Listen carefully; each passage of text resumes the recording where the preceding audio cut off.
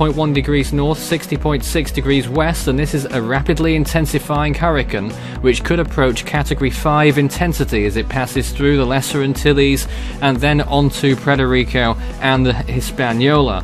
Over the next few days we expect that it will continue towards the west-northwest at a rather slow pace right now, only 8 knots in movement, and then move through Puerto Rico or the Virgin Islands and then off towards the northwest. It won't follow Irma's track in all likelihood.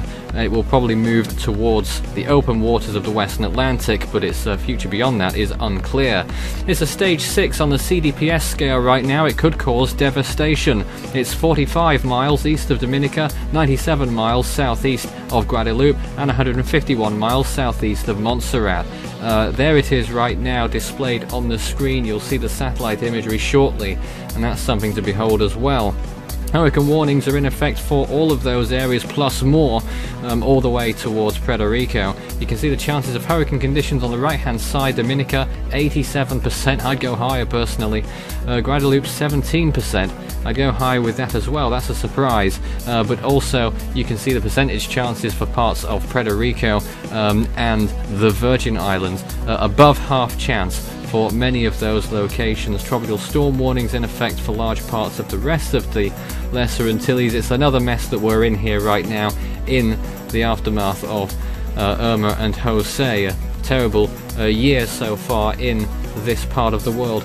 This is what we expect over the next few days. It moves towards the west-northwest. You can see its movement there, perhaps a little bit more speed as it heads towards Puerto Rico Tuesday into Wednesday, and then north of Hispaniola by then. The models do take it out to sea on the whole, but could also be a threat to Bermuda. Doesn't look like it will be a US threat. So there it is on the graphic right now. The sea surface temperatures are very warm indeed. You can see Lee on the right hand side, a tropical depression not going to affect the area, and Jose right up there as a Category 1 hurricane. Some tropical storm watches have just been removed in the New York area as far as I'm aware. High wind shear to the west of Maria right now, but looking north and north-northwest, it's staying rather low. It's in a very favourable environment for development right now. Here's some satellite imagery, not the normal varieties that we usually show, but I wanted to present this 1-minute imagery of the storm's motion in the last hour or so, and you can see how it's been progressing.